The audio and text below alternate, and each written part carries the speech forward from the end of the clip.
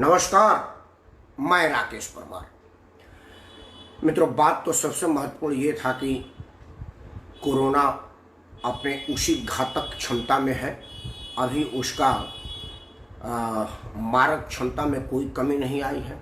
वो अलग बात है कि टीआरपी के चक्कर में अभी सुशांत हावी है और सभी चीज़ों पर। सुशांत का देहांत बड़ा दुखद है, हम उसके भर्त्सना करते हैं, सब सामने आना चाहिए ऐसी मांग करते हैं। लेकिन फिर भी कोरोना की भी जानकारी देशवासियों तक पहुँचे, ये भी उम्मीद करते हैं कि समाचार वालों को कोरोना पर भी थोड़े बहुत समय निकाल के बताना चाहिए कि कोरोना अपने उसी मारक क्षमता पे है। आज एक नया समाचार और आया कि कोरोना अगर आपको एक बार हो जाता है, और पहले ये कहा गया था कि अगर आप कोरोना से ठीक हो जाते हैं तो आप में एक एंटी बॉडी कुछ बन जाता है, उसका कुछ और केमिकल नाम होगा, मैं नहीं जानता। और कई बार उसको दिल्ली में उसकी निकाल करके प्लाज्मा और इलाज भी किया गया था प्लाज्मा थेरेपी से। अरविंद केजरीवाल ने बड़ी तामझाम से एक वो खोला था उसका प्लाज्मा बैंक। कई लोगों ने उसमें दिल्ली के डॉक्टर जैन, जो कि स्वास्थ्य मंत्री भी हैं और दिल्ली के नेता भी हैं, उन्होंने भी अपना दान किया था।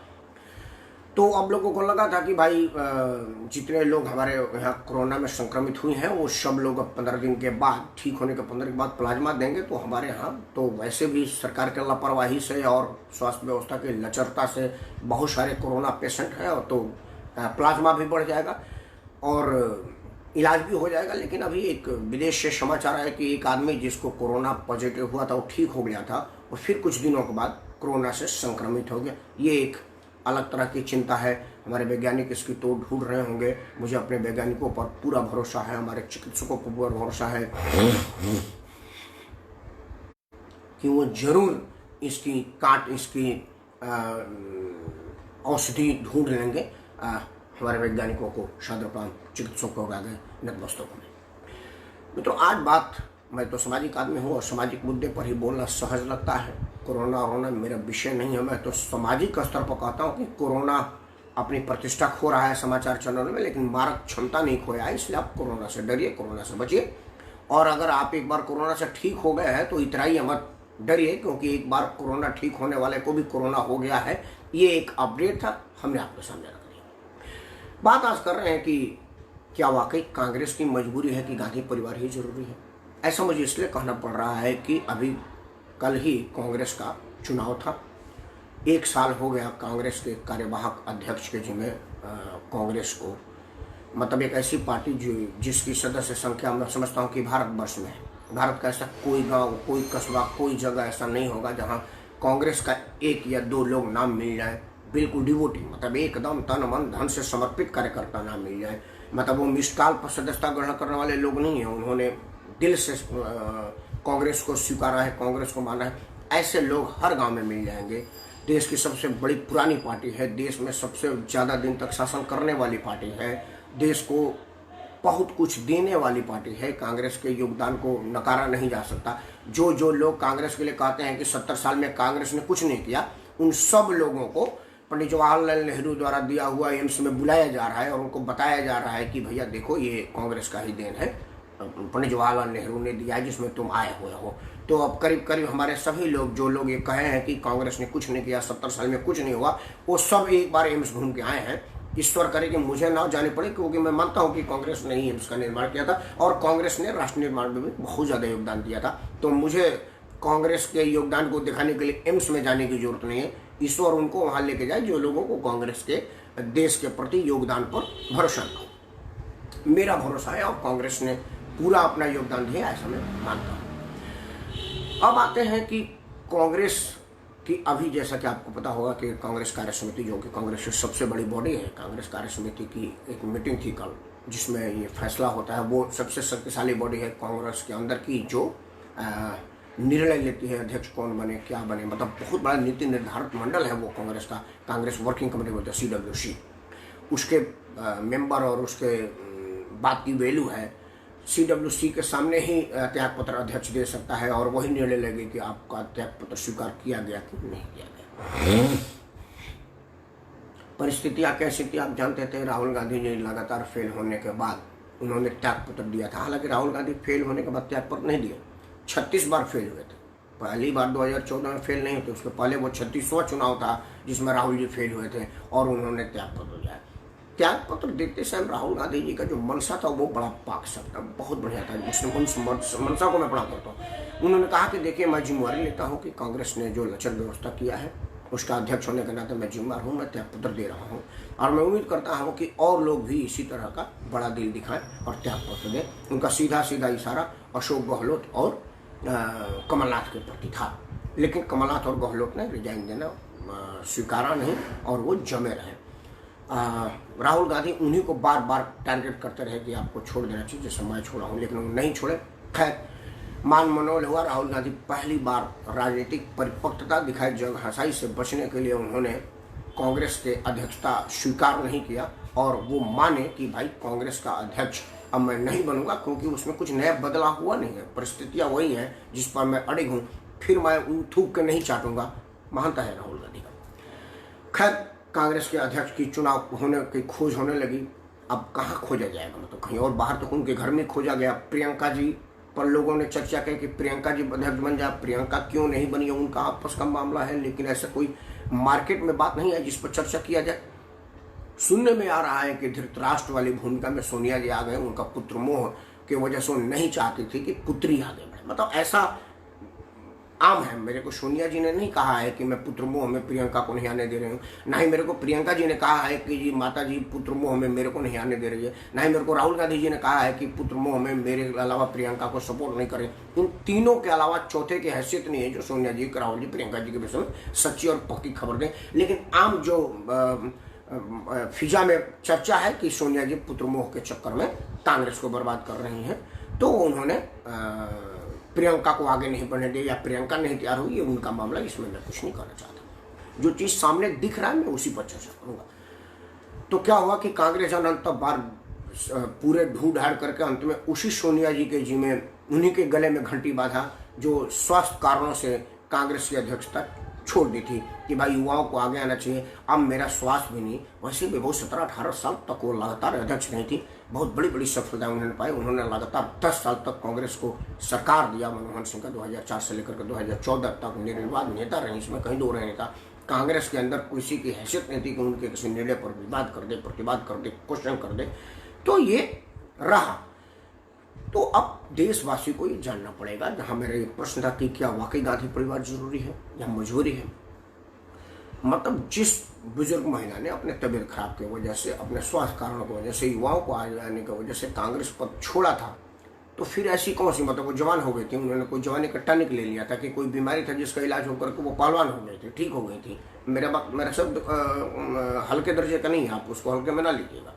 बताना पड़ेगा ना सोनिया जी को या उनके खासों खास लोगों को कि भाई सोनिया जी जिस बातों को ले करके कांग्रेस का अध्यक्ष पद छोड़ा था और राहुल जी को अध्यक्ष बनाया गया था, उनमें ऐसा क्या आया कि राहुल जी को छोड़ने के बाद वापस सोनिया जी के पास चला गया। ये तो देश जानना चाहता है।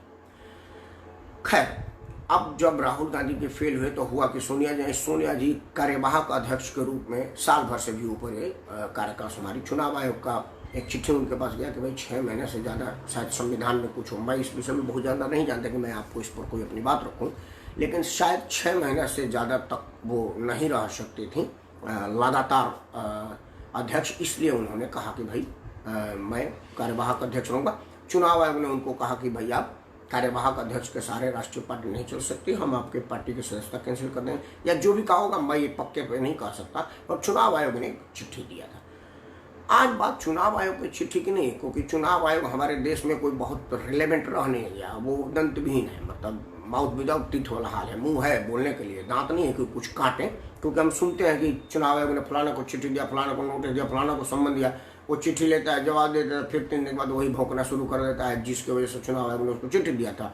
हमने आज तक एक भी समाचार नहीं सुना कि फलाना आदमी ने को चुनाव आयोग ने उनकी निर्वाचन कैंसिल कर दिया कि भाई तू फलाना वाला केस में बुक था और बकवास करके चुनाव मापदंडों को अवहेलना करके आया था, तेरी नियुक्ति को, तेरी चुनाव जो तू चयनित हुआ है उसको हम निरस्त करते हैं। ऐसा मैंने सुना नहीं। हम चुनाव आयोग की चिट्ठी का यहाँ कोई महत्व नहीं देते। रद्दी का टुकड़े, एक कागज खराब हुआ, एक पेड़ नुकसान हुआ, एक कलर को नुकसान हुआ, डाकिया नुकसान हुआ, और बेकार की चीजें, हम उस पर चर्चा नहीं करें। चर्चा का विषय है कि 23-24 कांग्रेस के बहुत बड़े छत्रपों ने चिट्ठी लिख दिया सोनिया जी को। ये एक पहला बार हुआ है। मेरी जब से समझ हुई है, मैं अभी भी कोई बहुत समझदार आदमी हूँ ऐसा मैं दावा नहीं करता, लेकिन जब से मैं थोड़ी बहुत चीज़ों को समझने लगा हूँ तब से मैं पहली बार देखा कि 23-24 लोग, वो भी बड़े बड़े लोग, मतलब कोई हमारे जैसे साधारण लोग नहीं है जो साधारण कार्यकर्ता है, बड़े बड़े लोगों ने चिट्ठी लेकर के सोनिया जी से कहा कि भाई आपको कांग्रेस में अमूलचूल परिवर्तन की आवश्यकता है, आप कांग्रेस को निर्वाचित करिए, कांग्रेस के चुनाव करवाइए अध्यक्ष का। अब ये क्यों हुआ, मैं इस पर 2 मिनट आपसे बात करना चाहता हूँ। मुझे ध्यान है कि सचिन पायलट के पिता राजेश पायलट ने चुनाव लड़ना स्वीकार किया था कि मैं चुनाव लड़ूंगा। माधवराज सिंधिया के मन में भी एक बार ख्याल आया था कि मैं चुनाव लड़ूंगा, चुनाव लड़ी गए थे करीब करीब। उसके बाद जितिन प्रसाद ने भी फार्म भर दिया था कि मैं चुनाव लड़ूंगा। अनफॉर्चुनेट था कि तीनों लोगों का देहांत होगा। किस परिस्थिति में क्या हुआ ये मैं नहीं जानता, क्योंकि यमराज के यहाँ से मेरे को कोई फ़ोन नहीं आया और अभी भी कोई संपर्क मेरा नहीं है कि सीधा व्हाट्सएप से या टेलीफोन या ईमेल से जुड़ जाऊँ उनसे कि पता करूँ कि हे यमराज भगवान ये कैसे गए हैं। लेकिन इन लोगों का अनफॉर्चुनेट देहांत हो गया, तब से कोई अध्यक्ष की फार्म भरने की साहस ही नहीं कर सका। तो कांग्रेस को घूम फिर करके गांधी जी के अंदर ही और गांधी परिवार के अंदर ही अध्यक्षीय तलाशना पड़ रहा है। गांधी परिवार को भी श्योर है, वो निश्चिंत है कि मतलब घी दाल में ही गिरेगा, वो भी हमारे वाले थाली में। घी को ऐसा फेंकोगे ना तब भी उन्हीं के थाली में आकर के गिरे, वो निश्चिंत है। उनको थाली इधर उधर ले जाने की जरूरत नहीं है, थाली एक जगह रखा हुआ है, घी को आप बाहर फेंके घूम फिर करके उसी दाल में आकर के गिरेगा। मतलब झोली में ही फलाना है, चाहे वो झोली जहां भी हो। गांधी परिवार निश्चिंत है कि कांग्रेस में और कोई खेवनहार नहीं है। क्यों नहीं है इस पर एक बार बात करते हैं। मुझे जहां तक ध्यान है कि कांग्रेस में नरसिम्हा राव साहब, मैं मतलब पहले का मैं नहीं हूँ, 1885 से इतिहास में नहीं पढ़ा है और इतिहास को वर्णन करने के लिए मैं बैठा भी नहीं हूँ।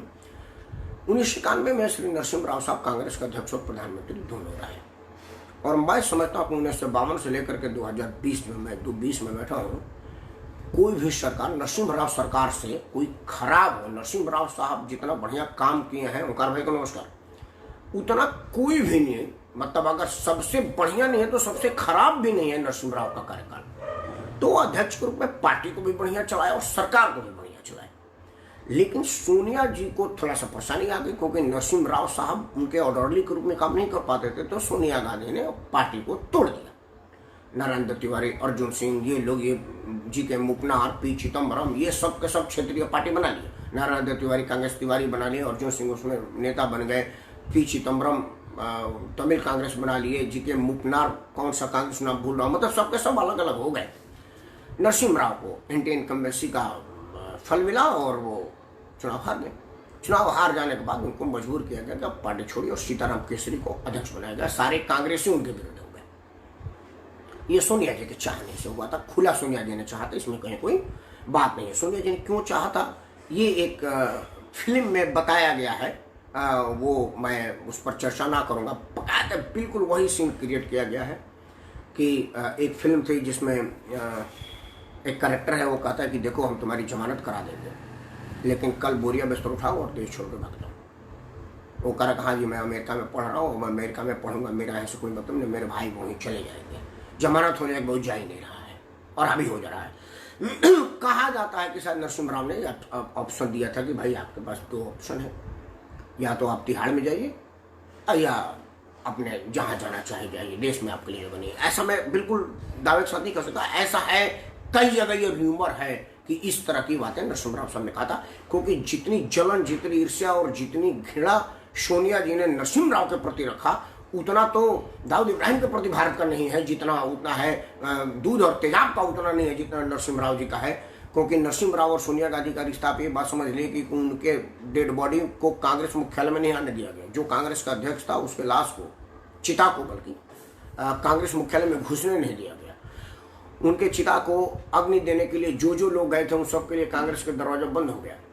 एम.एस. बिट्टा नरसिम्हा राव साहब का बड़ा आदर करता था और एम.एस. बिट्टा गया तो उसका अध्यक्ष छीन लिया गया, वो मंत्री था पंजाब में, उसको मंत्रिमंडल छीन ली गई, कांग्रेस से उसकी सदस्यता छीन ली गई, उसका सिक्योरिटी भी वापस लेने तक की चिट्ठी लिख दी गई थी, जो कि आतंकवादी हमले में वो अपने आप को आधा उधर तोड़वा चुका है।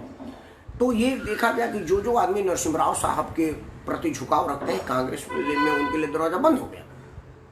तो ऐसा कुछ हो सकता है। एनीवे, आइए सीताराम केसरी जी भी कुछ दिन तक बड़े मेहनत और ईमानदारी से कांग्रेस का कार्यकाल, कांग्रेस का शासन चला है। उनकी चूंकि ईमानदारी और वफादारी पर संदेह नहीं है, क्योंकि वो बड़े लंबे समय तक कोषाध्यक्ष थे, और कोषाध्यक्ष हर आदमी नहीं बनता, विश्वास वाला आदमी कोई कोषाध्यक्ष बनाया जाता था। लेकिन उनको धक्के मार करके ऑफिस से निकाल करके बाहर फेंका गया। मतलब एक बुजुर्ग का सार्वजनिक सम्मान उतना कहीं नहीं मिला जितना सीताराम केसरी के साथ कांग्रेसियों ने किया। उनको धक्के मार करके बाहर निकाल दिया गया। उसके बाद फिर सोनिया जी का उदय हुआ और अब तक उनका प्रभाव है। मतलब बीच बीच में जब भी गांधी परिवार से कांग्रेस अलग हुआ है तब से कांग्रेस टूटी है, बार बार कांग्रेस टूटी है। कामराज के टाइम में कांग्रेस टूटी है, मुपनार कांग्रेस टूटी है, चंद्रशेखर जी ने कांग्रेस को तोड़ा है, मोरारजी भाई देसाई ने कांग्रेस को तोड़ा है। मतलब ये जब है सब लोग कांग्रेस से निकल करके तो टूट गए। कांग्रेस टूटने का इतिहास तो बहुत ज्यादा है, टूट के सब गए और मजबूत होने गए। ये जो भी कांग्रेस आई है ये भी तो कांग्रेस टूट के इंदिरा जी ने कांग्रेस तोड़ा था, बाद में वो कांग्रेस आई बन गई थी। तो कांग्रेस का टूटने का प्रवृत्ति ही है, वो कोई नया नहीं हो रहा है। तो कांग्रेसी जब गांधी के अलग आए तो मतलब गांधी परिवार की जो आभामंडल है या उनकी जो राजनीति है या उनकी जो कांग्रेस पर वर्चस्व की मनोकामना है, वर्चस्व की इच्छा है या वर्चस्व बनाए की लालसा है, उन्होंने कांग्रेस को कमजोर किया जब कांग्रेस गांधी से बाहर रहा। अब कांग्रेसियों की स्थिति यह है कि उनको हनुमान जामवंत की तरह से भरोसा ही नहीं है कि हनुमान पहाड़ लांग जा सके। क्योंकि जब नरेंद्र मोदी, उनकी राजनीति क्या है कैसे उस पर मैं चर्चा नहीं कर रहा हूँ। नरेंद्र मोदी किसी गांधी परिवार थे नहीं, भारतीय जनता पार्टी में उनका उदय हुआ और आज निर्विवाद रूप से भारतीय जनता पार्टी के नेता है। मुलायम सिंह यादव आप कांग्रेस से अलग होकर के शुरू से कांग्रेस विरोध की राजनीति करके अपने स्थान बनाए। उनकी राजनीति कैसे मैं उसमें प्रश्न नहीं कर रहा हूँ। मायावती ममता बनर्जी इसी कांग्रेस से टूट करके आज बंगाल में सरकार बना रही है। अच्छा बुरा सरकार नहीं, वो सरकार तो वाहियात है, उससे सरकार को होने नहीं चाहिए, लेकिन फिर भी वो अपना एक अलग करके बनाई है। तो ये लोग केंद्र में क्यों नहीं सफल होते, राष्ट्रीय स्तर पर क्यों नहीं सफल होते, ये बात प्रश्न बनता है। क्योंकि जो ममता बनर्जी बंगाल को संभाल सकती है, बंगाल में अपने बलबूते पर सरकार बना सकती है, वह सब बात है। वो उग्रवादियों और आतंकवादियों को प्रलोभन दे करके वोट लेती है, हिंदू मुस्लिम का दंगा करा करके वोट लेती है, मुस्लिम परस्ती से वोट लेती है, वो एक मुद्दा अलग है। लेकिन राजनीतिक कुटिलता, राजनीतिक क्षमता उसमें है ना, जो पश्चिम बंगाल वो राष्ट्रीय स्तर पर क्यों नहीं आती। इसलिए नहीं आती कि सोनिया गांधी और गांधी परिवार उसको चलने नहीं देता, क्योंकि उन्हें नहीं चाहता कि वर्चस्व कांग्रेस का अलग हो। अब मेरा प्रश्न था कि क्या वाकई जरूरी है, मजबूरी है कांग्रेस गांधी परिवार ही। वो ये कह रहा है कि अगर या तो बिल्कुल अमूल चूल परिवर्तन, जैसा कभी 23-24 लोगों ने चिट्ठी लिखा था, तो ऐसा लगा था कि शायद कांग्रेस में अमूल चूल परिवर्तन हो जाएगा, क्योंकि चिट्ठी लिखने वाला एक भी कोई छुट भैया नेता नहीं था, सबके सब बहुत बड़े बड़े नेता थे और सबने ये मांग की थी कि कांग्रेस में एक चुनाव हो और फ्रेश उम्मीदवारों को मौका दिया जाए। अगर ऐसा आता तो कोई नया आदमी जीके मुपना, पी चिदम्बरम, चंद्रशेखर, विश्वनाथ प्रताप जैसा आदमी बनता, लेकिन मौका ही खत्म कर दिया गया। अंत में घुमा फिरा करके यही कहा गया कि भाई इस टाइम कांग्रेस सोनिया जी के नेतृत्व में ठीक है, वही सोनिया जी जो तबियत खराब होने के नाम पर राजनीति से करीब संन्यास ले लेता, कांग्रेस की बागडोर अपने बेटे के हाथ में दे दिया था, फिर कहीं और नहीं दिखा। आज परिस्थिति यह है कि कांग्रेस 3 खेमे में बटा हुआ है। एक खेमा है सोनिया जी का, दूसरा खेमा है प्रियंका जी का, तीसरा खेमा है राहुल जी का, और लोग डरे हुए हैं कि मेरा फोटो किसके साथ खिंचवाऊं। मतलब आज स्थिति ये हो गई है कि कोई भी कांग्रेसी अगर तीनों में से किसी मिलता है तो फोटो फेसबुक पर नहीं डाला। नहीं तो मैं कांग्रेस सोनिया जी के घर गया हूँ, वहाँ पर 3-4 कैमरामैन रहते हैं और उनकी रोजी रोटी से चलती थी, फोटो खिंचवा कर पैसा लेते थे। आज के तारीख में कोई फोटो ही खिंचवाना नहीं चाहता, क्योंकि सोनिया जी के घर में मोबाइल ले जाने के अलाउ नहीं है। कुछ लोग होंगे चिदम्बरम में टाइप के, आम लोग हमारे जैसे लोग जाते हैं तो कैमरा ले जाने की इजाजत नहीं है। आपका मोबाइल नहीं, पैन कार्ड, पर्स भी बाहर रखवा लिया जाता था जब एसपीजी थी। अब एसपीजी हटने के बाद तो मैं नहीं गया कि आज की स्थिति क्या है, लेकिन शायद स्थिति वही होगी। स्थिति में कोई बदलाव नहीं है, सिर्फ नाम बदला है, एसपीजी हट करके एनएसजी लगा हुआ है, बाकी कोई अंतर नहीं है। सुरक्षा के जो इंतजाम पुख्ता थे वो वही है। तो वो कैमरामैन वहाँ खड़े रहते थे। आज स्थिति यह है कि लोग डर रहे हैं कि यार अगर मैं सोनिया जी के साथ फोटो लगा दिया तो राहुल जी को कैसा फील होगा, और प्रियंका जी को कैसा फील होगा। अगर मैं प्रियंका गांधी के साथ फोटो लगा दिया तो राहुल जी को कैसा फील होगा। इस खेमे में कांग्रेस बना हुआ है। अब बाहर के लोग, जो कुछ लोग हिम्मत किए थे, वो सब के सब या तो अंत में चढ़ावे बाद बलि का बकरा बन गए। नहीं तो जो लोगों ने चिट्ठी लिखा था वो कोई साधारण आदमी नहीं है। विदेश मंत्री जैसा पद से सुशोभित किया हुआ आदमी है, कैबिनेट मंत्री के सीट को सुशोभित किया हुआ आदमी है, और इन लोगों ने चिट्ठी लिखा था। अंत में सवेरे ये रूमर फैला कि राहुल गांधी कह रहे हैं कि ये सब बहकावा भारतीय जनता पार्टी के बहकावे पे है। गुलाम नबी आजाद और कपिल सिब्बल इतना नाराज हुए कि वो लोग रिजाइन करते। कपिल सिब्बल ने तो अपने प्रोफाइल में से कांग्रेस शब्द हटा दिया था। मतलब 2-3 घंटा तक तो कांग्रेस ही थे नहीं, सिर्फ और कपिल सिब्बल एक मिनिस्टर एंड एडवोकेट लिखा हुआ था।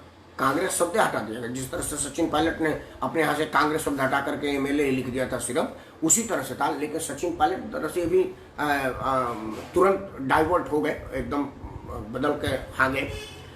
लेकिन ये जो है वो मेरे ख्याल से इससे बड़ा दुर्भाग्य इस देश का नहीं होगा कि देश की सबसे बड़ी पुरानी पार्टी को एक अध्यक्ष नहीं मिल रहा है, या ये कहे कि वो अध्यक्षता किसी को देना नहीं चाहते। अगर सेना ही मजबूत नहीं होगा, कैप्टन ही मजबूत नहीं होगा, तो सेना लड़ेगी किसके सहारे? कांग्रेसियों को ये बात सोचना पड़ेगा। बेशक आपको 2-4 साल सर्वाइव करना पड़ेगा, हो सकता है सर्वाइव करना पड़े, लेकिन अगर ये निखर करके आगे निकलती है तो मैं समझता हूँ कि नरेंद्र मोदी को टक्कर देने में समर्थमान होगी। और नरेंद्र मोदी को अगर मजबूत विपक्ष टक्कर नहीं देगा तो देश हित का काम नरेंद्र मोदी से नहीं होगा, क्योंकि उनको लगेगा कि मेरे पीछे कोई नहीं है तो वो निरंकुश हो जाएंगे। नरेंद्र मोदी का शासन रहे, वही देश में प्रधानमंत्री रहे, लेकिन उनके सामने एक मजबूत ताकतवर विपक्ष रहे, तभी जा करके देश के शुद्ध लोकतंत्र के लिए शुभ होगा। नहीं तो इतनी बड़ी देश में निरंकुश शासक बिल्कुल नहीं चाहिए, जिसके आगे पीछे कहीं कोई मुकाबले में ना हो।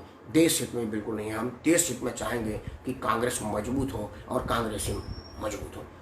एक आशंका मैं व्यक्त करता हूँ कि मैं भी ऐसा हो।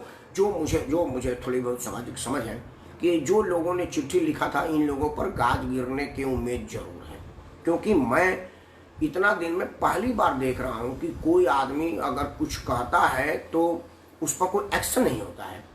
जैसे माधवराज सिंधिया के पुत्र ज्योतिरादित्य सिंधिया जब कांग्रेस छोड़े तो आरपीएन सिंह, मिलिंद देवड़ा, जितेंद्र प्रसाद, इस जैसे लोगों ने कहा था कि उनसे बात करनी चाहिए।